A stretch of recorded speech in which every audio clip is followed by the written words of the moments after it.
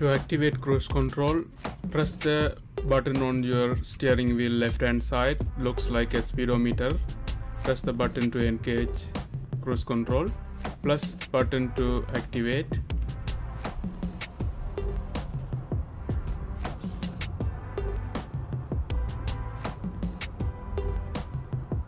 If you want to cancel the cruise control, press the speedometer button again, or manually you can press the car's brake to deactivate the cruise control. And also you can control the speed by pressing plus and minus buttons, increase and decrease.